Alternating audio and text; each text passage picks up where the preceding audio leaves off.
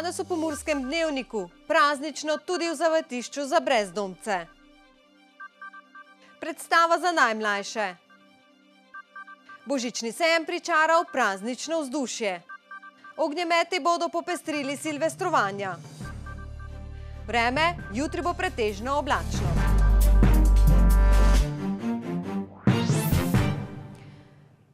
Gledalke in gledalci, lepo pozdravljeni. Društvo za socialno vključenost Mozaik vodi zavetišče za brezdomce Murska Sobota. Tudi v tem prazničnem času je v hiši, kjer bivajo brezdomci, zelo veselo. Na Tomšičevi ulici v Murski Soboti velikokrat svoj dom najdejo ljudje, ki se znajdejo v stiski in brez strehe nad glavo. Osnovni namen zavetišča je psihosocialna oskrba in urejanje, vodenje ter svetovanje uporabnikom. V teh prazničnih dneh pa v zavetišču poskrbijo tudi za veselo vzdušje.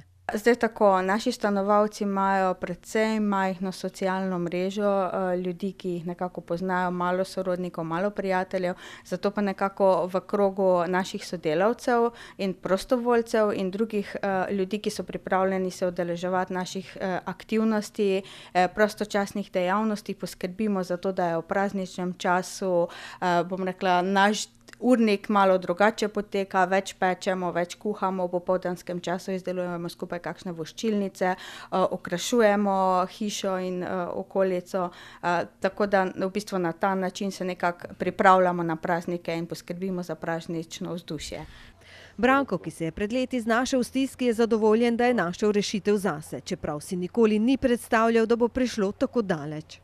Vedno. Začel v šolo strojnega inženira, jaz sem mislil, govorili so, ti boš imel denar, ti boš to, ti si boš lahko vse privoščil, ampak na koncu sem videl, da je to vse kontra. Moji vrstniki imajo vse, pa nimajo take izobrazbe, višje šole, niso inženirji. Muri so delali pa tako, imajo hišo, ženo, vse, jaz pa nič. Moje premoženje je 0,8, po avstrijsko ali po slovensko nič. Nafting, nič. Zavetišče je namenjeno ljudem brez doma. Gre predvsem za osebe s težavami v duševnem zdravju ali osebnostnimi motnjami, žrtve nasilja v družini ali bližnji okolici. V naše zavetišče sprejemamo vse polnoletne osebe, ki na kakršnikoli način ostanejo brez lastnega stanovanja. Branko ravno v teh dneh praznuje rojstni dan. Jaz imam rojstni dan, verjetno bom tu po običaju dobil torto in to bo vse. Kljub vsem težavam pa ima za novo leto skromne želje. Mir, pa da ne bi bilo nobenih vojn, pa da bi ljudje prišli k pameti, Slovenci pa na zeleno vejo in da bi se cenilo delo, ker delo je svetinja, da se ceni delo. Imate pozitivno in negativno delo, pozitivno delo. Štefka, ki je v zavetišču pristala po poškodbi, ko je bila nekaj dni dobesedno nepokretna, v teh dneh najbolj pogreša družino. Ko bi mir imeli, pa svoji družini, pa tako bi fajn bilo. Ko bi se veselili fajn skupaj. Ne glede na to, odkot prihajajo in kakšne so njihove zgodbe, so na koncu drug drugemu edina družina, ki jo imajo. Včeraj sta v kongresni dvorani zdravilišča Radenci potekali dve predstavi za otroke. Praznično lutkovno dogajanje je za najmlajše potekalo v organizaciji občine Radenci. Že dopoldan so kongresno dvorano zdravilišča Radenci obiskali otroci iz vrtca druge starostne skupine, ki so spremljali lutkovno predstavo Ovčka na večerji. Nabito polna dvorana otrok pa je popoldan uživala še na predstavi Jelenček Rudolf praznuje Božič. Predstave so potekale v izvedbi družinskega gledališča Kolenc. Tudi Rudi me ni prepoznal. Jaz sem Rudolf. Kako? Ne, to ne more biti res. Vsi vemo, da ima Jelenček Rudolf rdeč nos.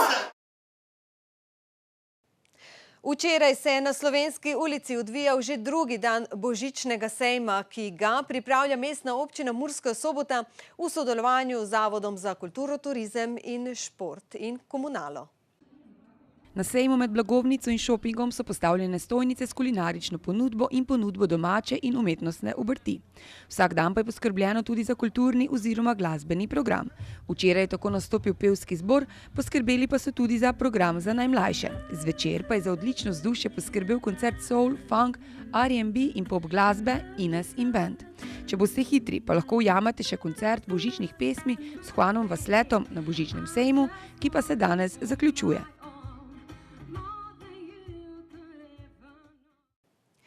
V prazničnem decembru lahko uživamo v pisanih mestnih središčih, saj jih večino krasijo na stotine kilometrov lučk. Večina mest pripravljajo tudi silvestrovanje na prostem. Ponavadi lahko takrat uživamo tudi v ognjemetih, a se je v Sloveniji zaradi razsipnosti in neprijaznosti do okolja večina mest odpovedala ognjemetu, denar raje namenjajo v dobrodelne namene. Ognjemet bo tako silvestrsko nebo razsvetljeval le v 3 mestnih občinah – Murski Soboti, Ljubljani in na Ptuju. V Murski Soboti obljubljajo 5 do 7 minut dolg ognjemet, za katerega so namenili 1818 evrov. Na občini so za spletni medij sobotainfo.com odgovorili, da z ognjemetom enkrat na leto popestrijo praznovanje, kar si občanke in občani ter obiskovalci mesta tudi zaslužijo. Rekorden ognjemet, vsaj po sredstvih, ki so jih namenili zanj, pa bo letos na Ptuju. Čeprav so se v zadnjih letih na Ptuju odpovedali ognjemetu in denar raje namenili v dobrodelne namene, bo letos drugače. Ptujsko nebo bo namreč razsvetlil ognjemet vreden kar 5000 evrov. Kar zadnja 3 leta pa v Mariboru ne pripravljajo javnega ognjemeta. Odločitev se je sprejela, ko so se začele izvajati prireditve na trgu Leona Štuklja, kjer pa zaradi varnosti ni možna izvedba ognjemeta. Finančna sredstva namenjena ognjemetu tako namenjajo za obogatitev programa prireditev v sklopu čarobnega decembra, sejemskim dogodkom in učinkovitejšemu oglaševanju doma in v tujini.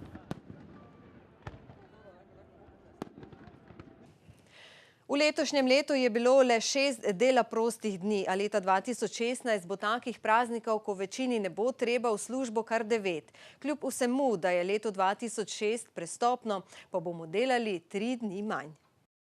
Prihodnje leto, februarja, bomo dobili dan več, saj je 2016 prestopno leto. Letos smo imeli le 6 dela prostih dni, prihodnje leto bo takih dni 9, kar pomeni, da bomo kljub temu, da bo leto imelo dan več, delali 3 dni manj. Če smo letos delali 255 dni, bomo prihodnje leto delali le 252 dni. Seveda pa je ob tem potrebno poudariti, da narava dela vse večjih služb zahteva, da smo na delovnih mestih tudi med prazniki. Vse več je namreč takšnih, ki bodo kljub praznikom v službi.